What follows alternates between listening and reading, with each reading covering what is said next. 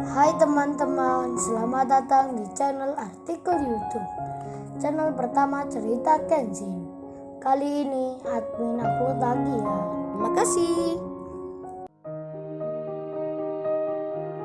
Kisah pemuda kaya, anak bos besar, pemilik 73 perusahaan yang menjadi cleaning service. Episode 635. Pak Tarno yang berhenti. Langsung saja dihampiri oleh Angelika dan security. Iwan yang melihatnya. Iwan segera berjalan perlahan, melihat apa yang terjadi. Kemudian Angelika berkata, Bapak sopir kok masuk ke perusahaan ini? Apa Anda kerja di sini? Mobilnya aja belepotan begini.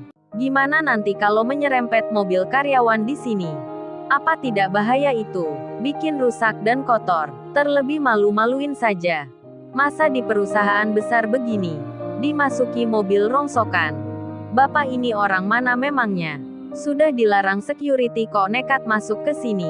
Security-nya juga berkata, sambil membawa tongkat panjang. Security mengancam Pak Tarno, ayo Pak sopir buka pintunya. Anda sudah lancang masuk tanpa permisi. Apa mau merampok atau mencuri? Kok langsung saja tancap gas mobilnya? Bukankah tadi kita sudah melarang? Mengapa Anda langsung berjalan? Jangan-jangan Anda bagian komplotan? Pak Tarno diintimidasi, ditanya dan diancam. Bahkan tak diberi kesempatan bicara. Iwan yang sudah dekat melihat dan mendengarnya. Dan Iwan pun berkata, oh ya Pak Security dan Mbak Angelika, jangan membentak orang yang sudah berumur. Kasihan bapaknya. Kita tanya dulu baik-baik saja. Barangkali bapak ini ada perlunya. Atau bapaknya lagi butuh bantuan. Jadi langsung masuk ke sini. Iwan berseragam cleaning service. Tangannya memegang sapu. Habis bersih-bersih halaman di luar. Kemudian Iwan berjalan lebih mendekat. Angelika dan security mendengar Iwan yang berkata begitu. Seperti membatalkan tegurannya, Angelika dan security merasa tersinggung jadinya. Merasa jengkel dibuatnya, karena mendengar perkataan Iwan. Seorang pekerja cleaning service biasa, yang memotong pembicaraan orang yang lebih tinggi jabatannya. Namun meskipun demikian, mereka terkesan diam saja, tak mengolok Iwan ataupun memarahinya. Angelika dan security tak berani membantahnya. Andai saja kejadian ini di waktu dulu, pasti Iwan akan dimarahi. Kemudian Pak Tarno sendiri melihat cleaning service yang menghampiri dirinya. Pak Tarno melihat di sekitarnya. Security dan wanita itu hanya terdiam, melihat pemuda ini yang bicara. Sedang Iwan juga belum tahu kalau di kursi belakang ada Kenshin yang duduk memperhatikan. Apalagi Kenshin menutup dengan tasnya. Jadinya keberadaan Kenshin masih tersembunyi. Terlebih Iwan juga tak melihat ke dalam.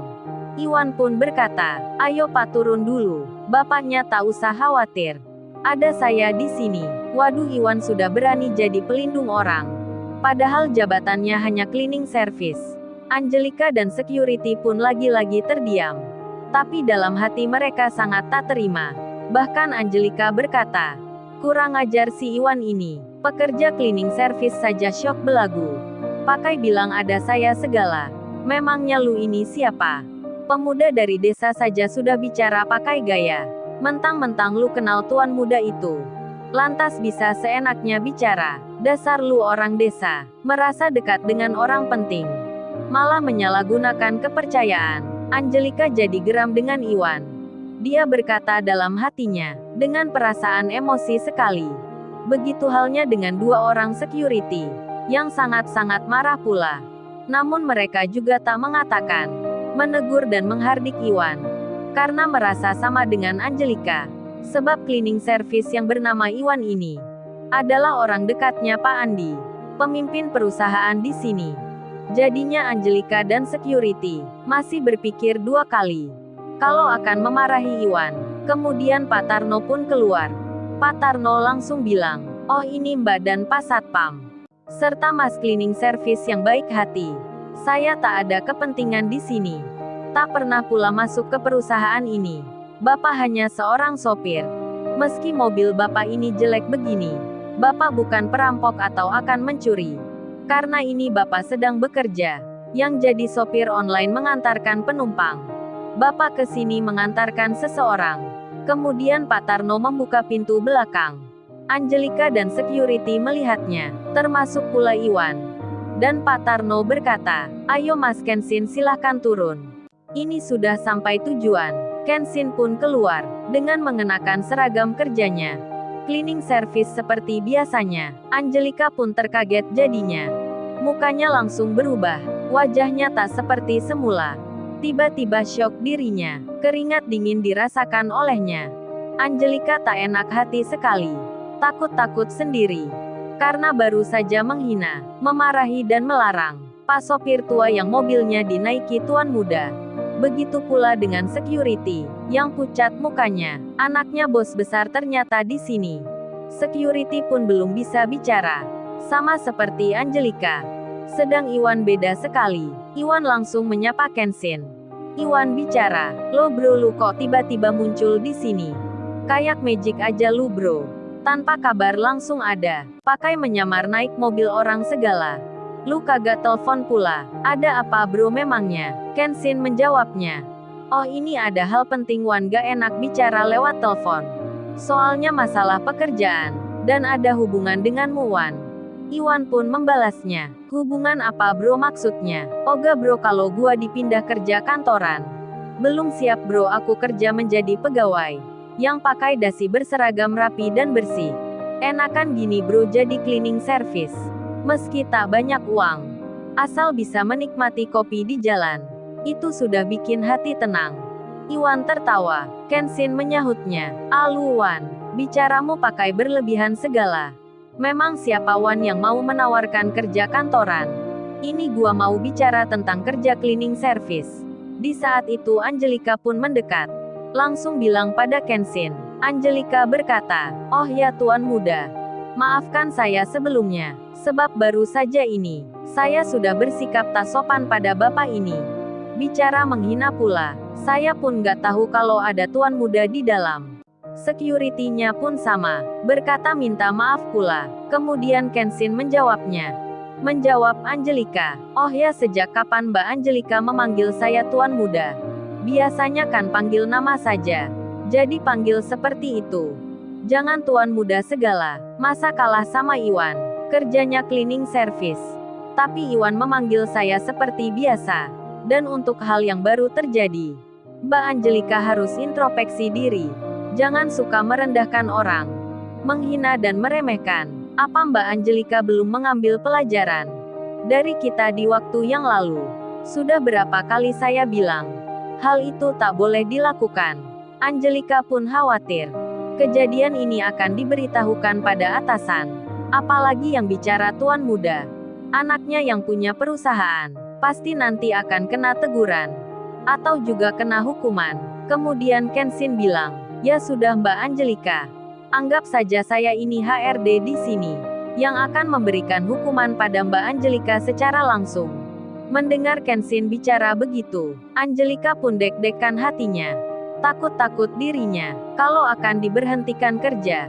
Security-nya pun sama, jadi khawatir semua. Kemudian Kenshin bicara, "Oh ya Mbak Angelika, apa Mbak Angelika pernah bikin kopi sebelumnya?" Angelika menjawabnya, "Oh itu mas, saya sering sekali." Dan Kenshin pun berkata, "Ya sudah, sebagai hukumannya, Mbak Angelika bikinkan kopi untuk saya." Salah, maksudnya kita bertiga. Untuk Iwan dan Pak Tarno juga. Sudah, itu hukumannya. Mbak Angelika yang harus membuatnya. Membuatnya harus di dapur office girl. Biar Mbak Angelika bisa merasakan gimana kerja membuatkan minuman untuk karyawan. Kenshin tersenyum. Dan di luar dugaan, Angelika malah suka. Langsung saja menjawabnya, "Siap-siap mas, saya akan bikinkan." Tanpa banyak bicara, Angelika pun ke dapur office girl. Para office boy dan office girl yang lagi kerja, mereka jadi terheran semua. Melihat Mbak Angelika, seorang atasan, masuk ke tempat kerjanya.